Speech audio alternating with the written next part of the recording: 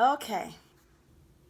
Today we're going to have a subject because this is a subject that really needs to be addressed in the black community. Because right now we have so many misconceptions about voting. I'm talking to people that's all over, and especially young folks, and we having old heads that's putting out misinformation. So today I'm just going to get real and straight to the point. First of all, I want to thank Karen Camper and Maquita Bradshaw for coming to Chattanooga and talking to people about how important this election is, how important the black votes are, just coming out and speaking into the community. I admire both of these ladies, and believe it or not, one of them, I ain't gonna mention no name, knew me from my hairstyle. So to me, that was just something else. But today we're going to hit hard hitting evidence, and we're going to talk about voting and the black community and how is it that we're enabling ourselves and we're putting ourselves in a position whereas we don't have a voice. Okay. Now, a lot of people today, especially black people, are saying, well, Kamala Harris has a bad record. Kamala Harris did black people wrong. Joe Biden made a racial comment. And as a result of that, I don't want to vote, or why should I vote? Okay, now I'm going to put the bigger picture out here. Here is it that we have somebody you don't like, or you feel that you don't like, versus somebody that's in the White House right now violating your rights. He's put himself so above the law that he's violated the Hatch Act. I mean, and keep in mind, what's worse, somebody talking about you or making a comment that could be apologized, or somebody that had to be taken to federal court because he didn't want you living in his neighborhood. We have to understand something as black people. A lot of people, if you ever wonder why a lot of people say, you know what, my neighborhood looks like this and my neighborhood don't look like that. I'm going to tell you how elected officials look at things when they're in office, black or white. They look at when they're running for candidacy, who and what areas vote. If they got, I'm going to use a Memphis zip code. If they got 38118 not voting, or the voter turnout is 2%, and they got 38119, that's 80% or 50% that votes, which one you think they're going to really care about more? The one with the 2%, or the one with the that they got more votes? See, when you become a collective in voting, then you know what? The community cares. The people cares. You're considered constituents. But when you sit here and you say, I'm not voting, I don't like this person, you don't even know them, but you don't like them because somebody told you something. Because that's how black folks are. They don't go do research really for themselves. They listen to what somebody else says. I have yet to meet, I take that back. I met one white person that told me she didn't vote. The rest of them, they don't. So what happens is, like I said, if you want to be a voice in your community, you have to vote. Because that lets a politician know that if he's not doing his job and you're not happy, the collective can vote him out and vote somebody else in. But see, this was back here in 2016 when everybody was talking about how bad Hillary emails. Hillary had some bad emails. And Trump was calling her Crooked Hillary over some emails. And I heard so many people say, well, I don't like her. Well, she got emails. But then they elected a racist and a crook in office. And he's not hiding what he's doing. He's up front. He's telling you what he's doing, and he has no shame. But we, as black people, we feel like, well, okay, well, because Hillary did that, now you got Trump. And then you know what? He gave you $1,200. He didn't give it to you because I guarantee you, if you pay taxes or if you file your income tax, you're gonna have to file that money back. It's not gonna come free. You're gonna have to file it back. So don't think he gave you some free money. And then you got to look at it this way: had he had not ignored the pandemic, this wouldn't have happened. You wouldn't have got this stimulus program. Because see, Obama left us in the black. Now we in triple digits, Read. And, this goes back to again. Right now, he's trying to manipulate the postal system. So you can't vote by mail. The election. He's trying to rig the election. But you know what? We as black people, we don't see that. We don't see all of that.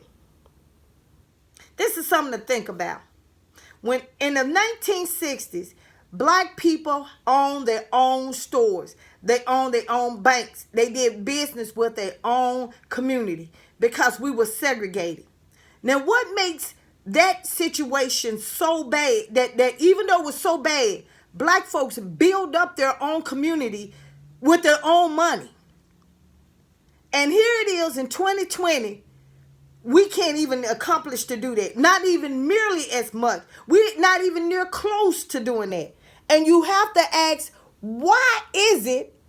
And Carter, if you want to come on, all you got to say is, I want to come on. But and I would love to hear a second opinion. But back in the 60s, black people had their own things. They had their own shops. In Memphis, it was Tri-State Defender. That was a black-owned bank. We had our own stuff because we could not integrate with white people. Now, that was back in 1960, in the 60s. And now it's 2020. Black folks own less than whatever it is. So what makes something so different when it was so restricted back then? And now it's more lucrative now that we can't even thrive. And it's because black folks have felt that they are so smart that they have become dumb in evolution. I keep telling people, the Ku Klux Klan evolved. How did they evolve? They knew that by voting. Oh, wait a minute. Oh, I didn't mean to cancel. I didn't mean to cancel. But anyway, they knew by voting that they can make a change because they can change the laws. They knew that if they took off them bed sheets and became police officers, it would justify the killing. If they became judges, they can dismiss the cases. If they became attorney generals, they can change the laws. And that's how they evolved. Black folks still into 1960, we don't understand anything. We haven't evolved. We just became a voice. That's all we have. We haven't evolved. Because if people that was restricted could do so much with so little, why is it that we got so much and we can't even do nothing? We can't do nothing. We can't own nothing too much. We can't even keep our own money in the bank. And then, wait a minute, it's finna go further. We talk about black empowerment, but then, you know what? Half of us have moved into an interracial community. But we want to be black, but we don't want to be too black. Come on. And white folks are grabbing up our property in the black community and renting it out to us. And we sit here and say that we sit on social media and we talk about how we don't need to vote. How the white man is taking over. He didn't take over nothing. He evolved. He figured the game out. He said, okay, you know what? I couldn't get them back in the 60s with the voting. The president made it where they can vote. So how do I do it? How do I suppress a race without suppressing them? The laws. You make the laws. You hire police officers. You hire senators. You vote. You vote them in. You vote your friends in. But black folks are still sitting on their ass talking about we should overcome. Waiting on somebody, a savior, to save us. when we don't even want to save ourselves. Like I said, how can you sit here and say Black Lives Matter when they looking at you? You don't get up and vote, and you ain't trying to police your own community. I guarantee you this, and I challenge this. Move into a white community and try to sell some drugs and see how long you gonna be able to sell them in that community. Better yet, just move in there and look suspicious and see what won't happen. They police their own community. You can't come in the community and do all that stuff. But us, we'll let them set shop, crack houses, all of this, tear our neighborhoods down. And then we sit here and say, well, you know what, I'm not going to get involved. And then wonder why you can't even walk out your house without being gunshot. Memphis used to be a policing community. And if I'm wrong, somebody please correct me. Memphis used to be a policing community. People knew each other. They you know what? You couldn't come in that neighborhood without the police. But see now, you don't want to do anything to elect the right people to do that. See, when you elect the right people, then things happen. See, all this stuff didn't just happen. But see, now they doing it up front because you know why? We don't go vote. We are the lowest turnout ever. We can change the election quicker than the eye. And anybody in any race know that. When black people start vote, we can vote a president in. Obama showed us that. We can vote to be the first in whatever. We can vote folks out. When we start applying it, not just money, when we start, you know what, when you put money and voting together, then you got an empire. See, then they want to bring the jobs into your community. Then they want to bring things into your community. Then they want to be able to help you grow your community. All that stuff that you're dealing with, yeah, because they care about your vote. One person, one vote. So when you don't vote, they say, F it. Why should I invest in something that don't want to invest in themselves? And for all of you who sit here and tell people, well, you know what, your vote don't count. And it hurts my heart to think of the 3 civil rights leaders. They got murdered and buried in a dirt pit so that you can vote. Medgar Evers, who died in his own driveway to help people vote. Come on now. If apparently they knew something. The power of the vote. Vote don't cost no money. And you got to look at it. If voting didn't cost anything, why is Trump fucking with it? If voting didn't mean anything, if it didn't mean, excuse my French for saying, if voting didn't mean nothing, if your vote didn't matter, why is it that they closing down polling pools? They reassigning things to keep you from voting. Why is it that they really to purge you off of the voting status? Come on now. Why is it that Trump is so busy? If voting didn't count, all he could have said was, you know what? You niggers, I'm giving the clean version. You niggers don't mean nothing to me. I can deal with the white folks and that's all that matters. Why is it that he only having white people at his rally? And black folks, just as, you got them ignorant black folks. You know what? It's just like this. They ain't invited to the party, but they still trying to show up and get in and mingle. Walter Brody was one of my Facebook friends. He praised Trump. Want to be at the party so bad that he rather chuckle and jive just to get in there. Chuckle and jive. When somebody don't want your race to strive, why would you vote for them? And then what's so bad about it? Y'all act like if you had the power of voting is this right here. If you vote the wrong person in and they don't do right, you got an option to vote them out when election time comes. But you know what? But I guarantee you, this is how black folks think. Well, you know what? See, we petty in the mind because we haven't really evolved. We talk about black empowerment. We talk about black sisterhood. We talk about black this, black that. But see, black comes from, you know what? We got to get our power back. And our power was when we vote. How did you think when Congressman Ford was in office, when he gave us black pride? Because why did he give us black pride? Because black folks voted for him time after time after time. And he delivered. Them Fords, and you can say whatever you want, but them Fords know that the power of voting is in the black folks. It's in the black folks. Biden, black folks. Trump, black folks.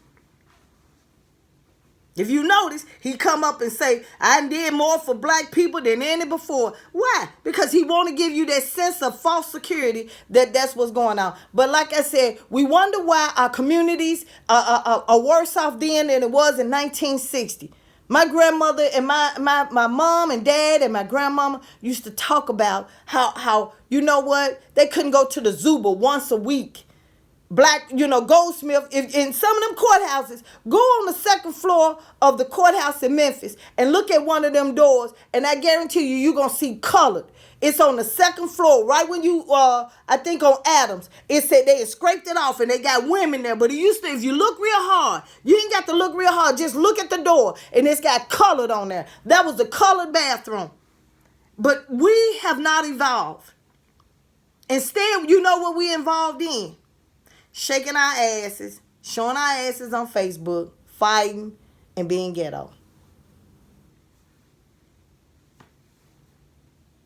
Why is it so important for black folks to vote? I don't care if you want to live on welfare all your life, food stamps all your life. You better protect that. You got to protect your income. And that's the way I look at it. And how you protect your income means that if you got to get off your butt and go vote, then that's your protection of your income. That's what folks who, if you don't want nothing else in life. And people say, well, voting don't faze me. Even folks that's on welfare say, voting don't faze me. Yes, it does. Your elected officials are voted in. And they control budgeting, money, and all of that. That's on the state level. State judges are voted in. Tennessee, a court of appeals. Those people have to be referred to be voted in. President, he's appoint folks in the district court. That's them federal buildings. And they appointed in the appellate court, the criminal and civil, and the Supreme Court. Brett Kavanaugh proved that. And if he can get enough Trump supporters, I guarantee you it's a game changer. Even though it will be a conflict of interest, they still can rule on it because they are appointed. And it's really up to them to recuse themselves or not. They don't have to. They can sit on that bench and make rulings with Trump and all day long. They can bring back, if they want to, they can bring back slavery. All he got to do, if he really want to, is sign an executive order. Because his mind is out there and say, you know what, tomorrow I'm gonna declare all black folks a piece of property, and he signed that damn executive order, and it's gonna take another president to take it off the table. Now, if I'm lying, all somebody gotta say is she lying, and I'll stop this video right now. Stop it right now. That's how unstable he is. When our black men can be shot for whatever reason, we need to vote. It's evidence that's coming out that he knew about this pandemic and did nothing. And regardless, I'm hearing so many people say, well, it's my constitutional right. No, it's not. It's not your constitutional right to wear a mask. Constitution don't even support that. It's health protocol. For those of you who don't know. I hope this video go viral. And I'm going to put this on my YouTube channel. Because right now, we as black folks, and I'm hoping, Robert, I see you on, I'm hoping you talk about this voting and election just as strong as I am. Because we got to not only wake people up, but we got to wake our own selves up. And we got to stop living a lie that, you know what, that our race is not messed up right now. I understand slavery, because we divide and conquer. And they did that. But we cannot sit here and believe that all black folks are out for freedom. It wasn't like that back in the slavery. It wasn't like that in the civil rights era. And it showed out here right now. And some of us black folks feel like we arrived because we next door to white people. Or we got a job next to a white person. Or at any moment, all it takes is a pulling over of the car. You used to be thinking that it was just black men that doing it. Sandra Bland proved that wasn't true. Sandra Bland proved that. We used to think, we told them we had a gun on them, that we was okay.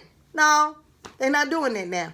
And now, where they tasing white people, they just shooting us point blank. But you got to realize something. If we had better, the only way we can get things changing is not just by marching in the streets or looting in our stores. If you want to go loot in a white neighborhood. They got better stuff. They got Dooney and Burks. They got all that good stuff. They got a Starbucks. I know a lot of people. Go in Best Buy and go in the white neighborhoods and bake the breast bride. Go there. They got sales going on. Go do that. If you gonna go do it. But then you turn around and kill the mom and pop stores in your community that's the bread of the community, that help the community. I don't get it. Don't tear down your stores that's right next to you, that you got to go to, that supports your community. Go in the white neighborhood and do that. But you see what they do when them people went in protest, how them two people came out in guns, AK-47s, and the Republican Party praised them as they calling y'all terrorists, black folks terrorists, but calling Klansmen innocent sweet protests. Like I said, we need to stop talking about things that, we need to be hard-hitting. And when somebody asks me, and I'm going to end this, when somebody asks me, black, especially black, why their community is so bad, it's two things I'm going to ask. Do you go to your city council meetings and hear what your city council is doing? I already know that answer. No. And do you vote? And for those of you who are on my Facebook page and y'all sitting up here talking about the statistics of how they lying about the COVID virus and how how voting don't help you, I want to say this. That voting and them folks that died vote supported your black ass so that you could go live in another neighborhood. Somebody voted and died for you to, instead of you getting a degree in engineering, being a lawyer, being a doctor, and working at a bus station, a train station, or cleaning up somebody's house, is because somebody voted and died for you to vote. That's part of that civil rights bill.